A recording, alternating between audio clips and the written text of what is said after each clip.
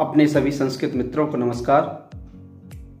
मित्रों, आज हम नाटक वार्ता क्रम में महाकवि भास के नाटकों की चर्चा में क्रम में उनका जो पहला नाटक है प्रतिमा नाटकम की चर्चा करेंगे।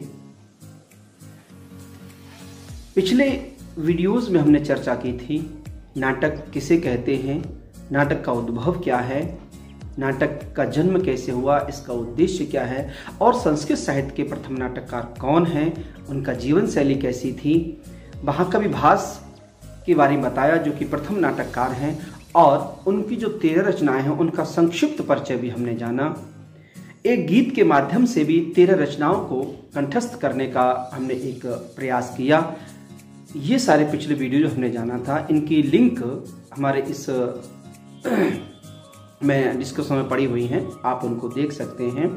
आज हम प्रतिमा नाटकम की चर्चा करेंगे। चर्चा करने से पहले इस चैनल को आप सब्सक्राइब कर दीजिए और बेल आइकन को अवश्य दबाइएगा, जिससे कि कोई भी नेक्स्ट वीडियो जब आए तो आपके पास तत्काल उसकी सूचना प्राप्त हो। और इस नाटक के प्रतिमा नाटकम को जानने के लिए आप इस वीडियो को अंत तक देखिएगा। तो चलिए देर न करते हुए शुरू करते हैं अपनी वार्ता। दोस्तों, महाकवि भास का जो प्रतिमा नाटक है उसको जो लिखने का आधार है, इसकी जो कथानक लिया गया है वो महर्षि वाल्मीकि का रामायण है। अर्थात रामायण को आधार बना करके महाकवि भास ने अपना प्रतिमा नाटकम लिखा। लेकिन महाकवि भास ने अपने इस नाटक में कुछ परिवर्तन कर दिए। वो परिवर्तन अभी हम प्रसंगानुसार आपको भी चर्चा करेंगे कि कौन कौन से परिवर्तन कर दिए। अर्थात जो कहानी हमारी वाल्मीकि रामायण में नहीं प्राप्त होती है वो कहानी भास के इस प्रतिमा नाटक में प्राप्त होती है। कुछ चेंज किया है उन्होंने कहीं कहीं पर, लेकिन नाटक महाकवि भास का जो नाटक है वो उच्च कोटि का नाटक है।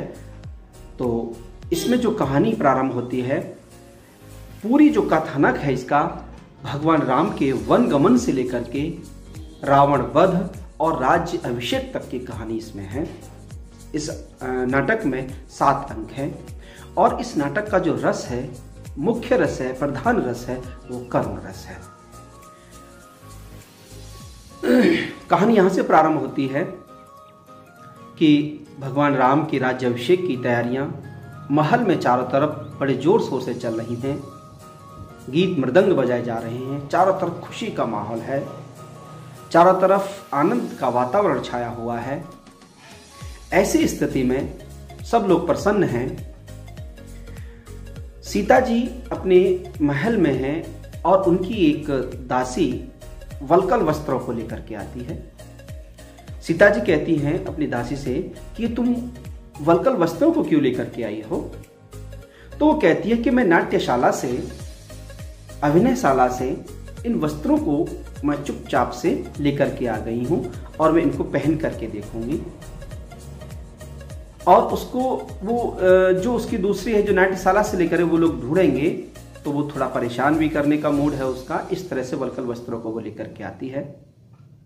सीता जी कह रही तुमने ठीक नहीं किया, ऐसा नहीं करना चाहिए था। लेकिन कुछ समय के बाद सीता जी के मन में आती है कि ये वल्कल वस्त्र हैं, मुझे कैसे लगेंगे, मैं भी तो इनको वल्कल वस्त्रों को पहन करके देखूं। और उसके बाद वो वल्कल वस्त्रों को पहनने का प्रयास करती हैं, देखती हैं। क्योंकि एक मानव स्वभाव है कि कुछ जब नई चीजें मिलती हैं तो उसको करने का शौक होता है। हम लोग कहीं जाते हैं, कहीं भी घूमने जाते हैं, भ्रमण करने कहीं भी जाते हैं, तो क्या करते हैं कि लोग नई नई लुक में, नए नए अंदाज में फोटो सेशन कराते हैं। कहीं हिमाचल में जाते हैं हम लोग, जैसे हम ही लोग गए थे, हिमाचल गए थे, तो वहाँ पर हमने वहाँ के शिमला जो के वस्त्र थे उस तरह के वस्त्र आभूषण पहन करके और हम लोगों ने फोटो खिंचाए थे। तो इस तरह का भाव लोगों के मन में अचानक आ जाता है। और जैसे ही उनका विचार आया, इस तरह का भाव आया, तो उन्होंने उनको वल्कल वस्त्रों को पहन लिया। उतने में भगवान राम आ जाते हैं। राम कहते हैं सीते, तुमने वल्कल वस्त्रों को धारण किया है, तुम तो इस बड़ी खूबसूरत लग रही, अच्छी लग रही हो। तो राम भी कहते हैं कि मैं भी तो इनको पहन के देखूं, मैं कैसा लगूंगा। तो सीता कहती कि नहीं, आपका राज्याभिषेक होने जा रहा है, आप राजा बनने जा रहे हैं अयोध्या के, आपको इस तरह वल्कल धारण करना शोभा नहीं देता, अशुभ माना जाता है। क्योंकि शुभ अवसर पर अगर इस तरह का ये जो वल्कल वस्त्र है, जो गेरू रंग के वस्त्र, सन्यासियों के वस्त्र हैं, वो राज्याभिषेक के समय नहीं, ये तो वनगमन के समय लोग पहनते हैं, चौथापन जब आता है तब पहनते हैं, आपको शोभा नहीं देता है। उनका इस तरह वार्ताक्रम चल रहा होता है और जोर जोर से जो आवाजें आ रही थी अचानक वो शांत हो जाती है। जो मृदंग की आवाज आ रही थी, जो शहनाइयों की आवाज आ रही थी, जो खुशी के वातावरण किलकारियों की आवाज आ रही थी, अचानक वो सब एकदम शांत हो जाता है, एकदम वातावरण थम जाता है। ये कैसे हो गया अचानक? उसी समय लक्ष्मण का क्रोध में, गुस्से में आग बबूला होते हुए राम के पास आते हैं, बताते हैं कि कैकेयी माता ने ऐसा किया है, कैकेयी ने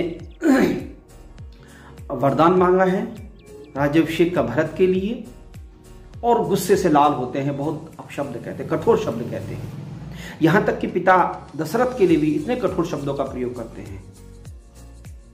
तो अब लेकिन ये सब क्रम जो चलता है, उनका बहुत ज्यादा गुस्सा होता है। कैकेयी के द्वारा वरदान में ये मांगा जाता है कि भगवान को, राम को 14 वर्ष का वनवास हो और भरत के लिए राजगद्दी। सारी खुशियों का जो एक माहौल था वो मातम में बदल जाता है, सब लोग दुखी हो जाते हैं, परेशान हो जाते हैं, ये क्या हो गया? अचानक से दशरथ इतने दुखी हो जाते हैं कि ये सब क्या हो गया, अच्छा एक पल में ये सब क्या हो गया। अब तो राम के वनगमन की तैयारी होती है, राम जाने के लिए तत्पर होते हैं, क्योंकि राम को मिला था वनवास, तो राम ही अकेले जाएंगे। लक्ष्मण कहते हैं कि भैया मैं भी चलूंगा, अर्थात मैं भी आपका दास हूं और मैं आपके बिना नहीं रह पाऊंगा। सीता जी से कहते हैं कि हे माँ, तुम भी कहो न राम से कि मुझे साथ ले जाएं, मैं तो उनकी परछाई हूं, बिना उनके मैं नहीं रह सकता। सीता जी कहती हैं, राम से कहती हैं कि आपकी ये परछाई है, आप इसको कैसे छोड़ सकते हैं? स्वीकृति दे देते हैं राम के, ठीक है चलो। अब बारी आती है सीता जी की। सीता जी कहती हैं, मैं आपके बिना तो नहीं रह सकती, मैं तो आपकी परछाई, मैं तो आपकी छाया हूँ, आपकी अर्धांगिनी हूँ, जहाँ आप होंगे वहाँ मेरा होना बहुत जरूरी है, मैं आपके बिना कैसे रह सकती हूँ। अब उसमें सीता जी लक्ष्मण से कहती है, लक्ष्मण तुम भी तो मेरा सपोर्ट करो, तुम भी तो कहो ना कि मैं उनके बिना नहीं रह सकती। राम ले जाने के लिए बिल्कुल भी तैयार नहीं है, लेकिन सीता जाने की जिद क्या ले आई। फिर लक्ष्मण कहते हैं राम से कि भैया माता को नहीं ले जाएंगे, आप तो वो तरुवर हो, आप तो वृक्ष हो, एक वृक्ष कटता है तो उसकी पत्तियां क्या आकाश में रहेंगी, वो भी तो उसके साथ गिर जाएंगी ना, अर्थात आप जब जाएंगे तो हम लोग कैसे रह सकते हैं, माता कैसे रह सकती है। इस तरह का जब वो कहना चाहिए कि एक तरह से जब वो बात कहते हैं, निवेदन करते हैं, तो भगवान राम उसको टाल नहीं पा रहे हैं और नहीं वो सीता को, फिर राम लक्ष्मण सीता के साथ चले जाते हैं। दशरथ बहुत दुखी हैं। एक पिता जो कि पुत्र से, कहते हैं कि पिता का जो मोह होता है ना, बड़े पुत्र सबसे ज्यादा होता है। दशरथ का भी यही स्थिति थी। राम के बिना दशरथ एक पल नहीं रह सकते। राम का वनगमन हो रहा है, दशरथ बहुत दुखी है, लेकिन राम लक्ष्मण और सीता के साथ सुमंत्र को लेकर के चले जाते हैं। सुमंत्र को लेकर के चले जाते हैं। दोस्तों, प्रथम अंक महाकवि भास का यही समाप्त हो जाता है। जब द्वितीय अंक शुरू होता है तो दशरथ असहनीय पीड़ा से गुजर रहे होते हैं। सुमंत्र वहीं छोड़कर के राम को चले जाते हैं, जंगल में छोड़ देते हैं, और राम को छोड़ करके जब अयोध्या आते हैं तो दशरथ पूछे हैं, सुमंत्र बताओ राम कैसा है? राम जब तुम छोड़ रहे थे तो राम ने कुछ कहा? तो दशरथ कहते हैं, नहीं महाराज, राम ने कुछ नहीं कहा था। कुछ कहने वाले तो थे, लेकिन उनका गला रुंध गया था, भर आया था, आंखों में रोए तो नहीं थे, पर उनके नेत्रों में आंसू भर आए थे। महाराज कुछ नहीं बोले, लेकिन अयोध्या की ओर वो एकटक देखते रहे। इस तरह की बातें जब दशरथ को सुमंत्र ने बताई तो दशरथ पीड़ा के उस सागर से गुजर रहे थे और मूर्छित हो गए, और उसके बाद उनकी आह की आवाज आई और फिर वो हमेशा हमेशा के लिए पृथ्वी पर गिर पड़े और फिर कभी भी दोबारा उठे नहीं। अर्थात वह इस लोक को छोड़ करके चले गए। इस तरह से दोस्तों द्वितीय अंक समाप्त हो जाता है। महाकवि भास कि जो भी ये नाटक है प्रतिमा नाटकम में एक एक पात्र को आप देखिएगा वाल्मीकि रामायण के पात्रों से बेहतर यहां प्रस्तुति दी है। कोई किसी पर दोष नहीं है, कोई किसी पर आरोप प्रत्यारोप भी नहीं करता है। आगे देखिए तृतीय अंक में क्या होता है। तृतीय अंक में दोस्तों ये तृतीय अंक वो अंक है, इस अंक के आधार पर ही इस नाटक का नाम प्रतिमा नाटक रखा। जब भरत को सूचना मिली तो भरत अपने ननिहाल से कैकई प्रदेश से लौटते हैं, अयोध्या आ जाते हैं, और अयोध्या आने के बाद अयोध्या में जैसे प्रवेश करते हैं तो उनके गुरु कहते हैं कि भरत अभी तुम अयोध्या में प्रवेश ना करो, क्योंकि ये नक्षत्र कृतिका नक्षत्र है, शुभ नक्षत्र नहीं है प्रवेश करने का। तब तक आप, जब तक ये नक्षत्र की घड़ी व्यतीत नहीं हो जाती है तब तक आप बाहर ही रहिए, अयोध्या से बाहर ही रहिएगा। मान लेते हैं, नहीं जाते हैं, क्या करें। तो वहां मंदिर देखते हैं भरत और सोचते हैं कि मैं मंदिर में जाके तब तक दर्शन ही कर लेता हूं, और वो वहां दर्शन करने के लिए एक मंदिर में पहुंच जाते हैं। और उस मंदिर का जो पुजारी, जिसका नाम देवकुलिक होता है, देवकुलिक कहता है युवराज ये भगवान का मंदिर नहीं है। अगर आप, ये कहता है कि अगर आप ब्राह्मण पुत्र हैं तो आप इस मंदिर में प्रवेश न करिए, क्योंकि ये क्षत्रिय राजाओं की, मृत राजाओं की ये इसमें मूर्तियां हैं, प्रतिमाएं हैं, इसलिए आप इसमें प्रवेश न करें। तो युवराज भरत कहते हैं कि मैं भरत हूं, दशरथ पुत्र भरत हूं, मैं क्षत्रिय हूं, तो मैं दर्शन कर सकता हूं। कि हाँ, तो आप दर्शन कर लीजिए। एक बात आप देखिए कि यहां वो अपना परिचय देते हैं कि मैं दशरथ पुत्र भरत हूं, मैं क्षत्रिय हूं और मैं दर्शन करना चाहता हूं। देवकुलिक जो कि उनका कौन है, पुजारी है, वो पुजारी नहीं जानता कि भरत है। इसका मतलब ये लग रहा है कि युवराज भरत अयोध्या में बहुत ज्यादा नहीं रहे, कभी कभी आते होंगे, अधिकांश समय उनका ननिहाल में ही व्यतीत हुआ, क्योंकि पुजारी तक नहीं जानता कि भरत है। उन भरत को तो जानता है परंतु उसको पहचान नहीं पा रहा हो। खैर, उसके बाद वो दर्शन करते हैं, एक एक दर्शन, एक एक प्रतिमा का वो देवकुलिक जो पुजारी है वो परिचय कराता है कि ये हैं, ये अज है, ये रघु है, इस तरह से क्रम से परिचय कराता हुआ चला जाता है। अंत में दशरथ की मूर्ति को देखते हैं भरत और वो प्रणाम करते हैं, और पुजारी जो देवकुलिक था उससे पूछते हैं, क्या पुजारी जी आप ये बताइए, क्या यहाँ पर जीवित व्यक्तियों की प्रतिमाएं भी लगाई जाती हैं? उनको नहीं पता था कि दशरथ की मृत्यु हो चुकी है। देवकुलिक कहता है, नहीं युवराज, यहाँ पर जीवित राजाओं की प्रतिमाएं नहीं, यहाँ पर केवल और केवल मृत राजाओं की प्रतिमाएं ही लगाई जाती हैं। तो कहते, ये तो मेरे पिता दशरथ की प्रतिमा। तो वो सारी कहानी, कैकेयी ने किस तरह से वरदान मांगा राम का, किस तरह से वनगमन हुआ, पूरी की पूरी एक केमिस्ट्री उनको बता देते हैं। भरत सुन करके मूर्छित हो जाते हैं। कैकेयी, कौशल्या, सुमित्रा रानियां वहां आती हैं, समझाती हैं, लेकिन चूंकि उन्होंने, देवकुलिक ने बताया था कि केवल और केवल कैकेयी की वजह से ये सब कौतुक रचा गया। माता कैकेयी को प्रणाम तो किया ही नहीं, अपशब्द कहे उन्होंने, इतने कठोर वचन कहे कि बहुत ज्यादा कहना चाहिए, और वो राम को लौटाने के लिए सीधा प्रस्थान कर देते हैं वनगमन की ओर, चित्रकूट चले जाते हैं। और चित्रकूट जाने तक ये कहानी दोस्तों तृतीय अंक में समाप्त हो जाती है।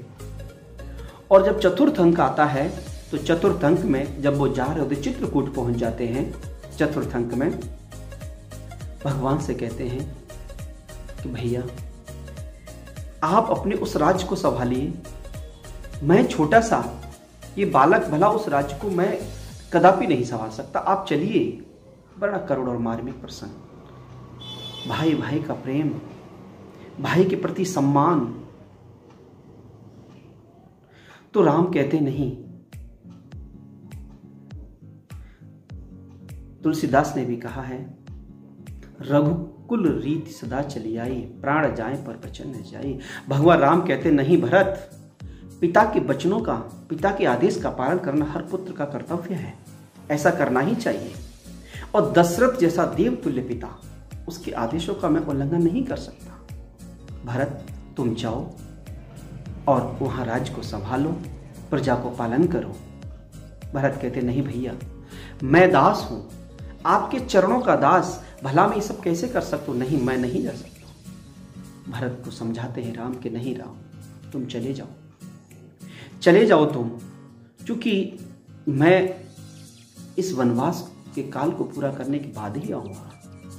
खैर वो समझाते हैं, समझाने पर भरत कहते हैं ये आपका है, मैं आपके आदेश का पालन कर रहा हूं, आप मुझे अपनी चरण पादुकाएं दे दीजिए और मैं उनको लेकर के ही आपका राज्य, आपका काम वहां करूंगा।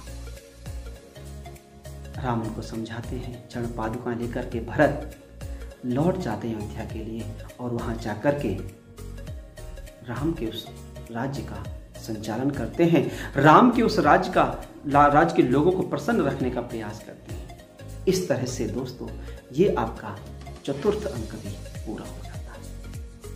पंचम अंक में भास ने कितना परिवर्तन किया है।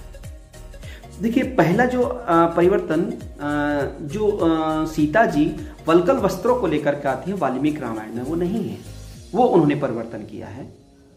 और अब जो आपका ये अंक है, पंचम अंक है, इसमें देखिए परिवर्तन कैसे करते हैं। राम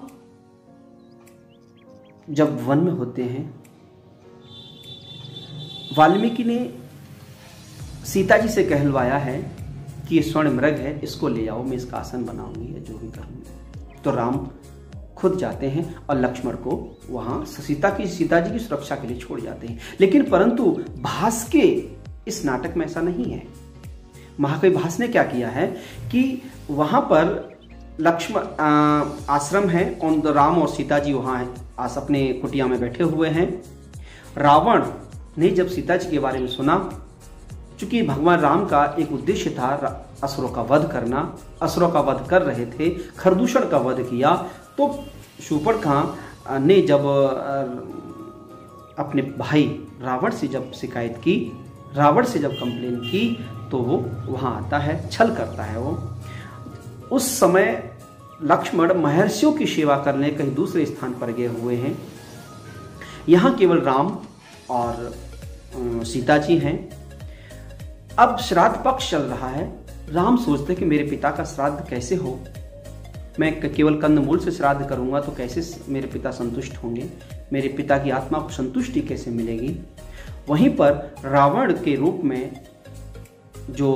रावण जो रूप चेंज करके आया था, एक तपस्वी का वेश धारण करके आया था, एक परिव्राजक सन्यासी का वेश धारण करके आया था, वो वहां आ जाता है और राम से कहता है कि मैं पुरोहित हूं और मैं तुम्हारे पिता का श्राद्ध करवा सकता हूं।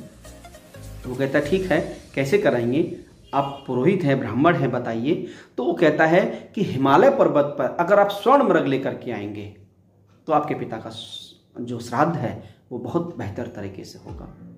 तब तक अचानक उसके जो मामा मारीच था वो सामने दिख जाता है और कहता है रावण कि अरे वाह राम, तुम तो बड़े लकी हो, तुम तो बड़े भाग्यशाली हो कि जो मृग हिमालय पर रहता है आज वो कहाँ गया, आज तुम्हारे सामने आ रहा है। देखिए तुम्हारे पराक्रम की वजह से हिमालय ने डर करके इस स्वर्ण मृग को यहां भेज दिया है, अब तुम इसको आसानी से पकड़ सकते हो। तो राम कहते हैं हाँ ये तो अच्छी बात है। और राम बिना किसी तर्क के, बिना किसी बहस के वो हिरण को पकड़ने के लिए, हिरण का वध करने के लिए चले जाते हैं। चूंकि वह लक्ष्मण तो थे नहीं, लक्ष्मण कोई सुरक्षा भी नहीं दे सकते, कह सकते कुछ भी नहीं, और वो उस हिरण का वध करने के लिए धनुष लेकर के वह पीछे निकल जाते हैं। उसके बाद रावण फिर असली रूप में आता है और सीता का अपहरण कर ले जाता है। सीता का अपहरण कर ले जाता है और राम उस मृग के पीछे वहां से बहुत दूर निकल जाते हैं। सीता का हरण तक की कहानी दोस्तों इस आपके पंचम अंक में है। षष्ठम अंक में देखिए क्या होता है। राम रावण का युद्ध होता है। हनुमान जी से सबसे पहले हनुमान जी से मित्रता, सुग्रीव से मित्रता होती है। बानर सेना के साथ वह भगवान राम उस राक्षस राज रावण से युद्ध करते हैं, उसको पराजित कर देते हैं, उसका वध कर देते हैं और वहां से वध करने के बाद लौटते हैं। इधर जब सुमंत्र के माध्यम से भरत को पता चलता है कि भैया राम रावण से युद्ध करने के लिए जा रहे हैं, तो वो भी अपनी सेना लेके रावण से युद्ध करने के प्रस्थान कर देते हैं। तब तक वो रावण का वध करने के बाद वो वहां से लौट रहे होते हैं और 14 वर्ष भी व्यतीत होने वाले होते हैं। और वहां पर जब वो जा रहे होते हैं तो भरत और जो कैकेयी से मुलाकात होती है, कैकेयी भी कहती है हम भी चल रहे हैं। तो जो भरत थे वो कैकेयी को बहुत भला बुरा कहते हैं कि अब कहते हैं कैकेयी से कि हे माता, आज जो राम भैया संकट में हैं, उस दुष्ट रावण से युद्ध जो कर रहे हैं वो केवल आपकी वजह से कर रहे हैं। अगर आप ऐसा न करती तो आज उनके सामने संकट की परिस्थिति में बहुत कठोर वचन कहते हैं। लेकिन सुमंत्र फिर उनको सारी स्थिति सही स्थिति से अवगत कराते हैं और उसके बाद वो क्षमा याचना भी करते हैं। भरत कैकेयी से क्षमा याचना करते हैं और फिर वो प्रस्थान राम के युद्ध में सहायता करने के लिए वो प्रस्थान करते हैं। उधर से वो आ रहे होते हैं और फिर चित्रकूट में उनका मिलन हो जाता है और चित्रकूट में राम रुके हुए थे, वहीं पर भरत सेना के साथ वहां पहुंच जाते हैं। और ये अंक आपका छठा अंक भी दोस्तों यही समाप्त हो जाता है।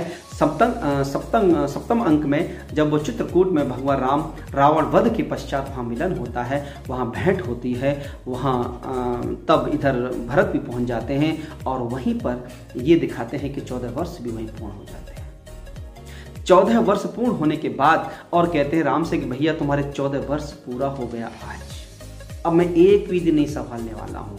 आप अपने इस सिंहासन को संभालो, अपने राज मुकुट को और संभालो और वहाँ पे राज करो, मैं एक भी दिन नहीं। तो दोस्तों महाकवि भास ने अपने प्रतिमा नाटकम में राम का जो राज्याभिषेक है, एक तरह से चाबी उनको वही सौंप दी है भरत ने कि ये लो तो अपनी चाबी, हम तुम्हारा यही राज तिलक कर देते हैं, यही राज्याभिषेक कर देते हैं। और इसके बाद फिर वह सभी लोग पुष्प विमान बैठ करके अयोध्या आ जाते हैं। इस तरह से राज्याभिषेक के साथ इस नाटक का दोस्तों सुखांत अंत होता है और इस तरह से महाकवि भास का नाटक पूर्ण हुआ।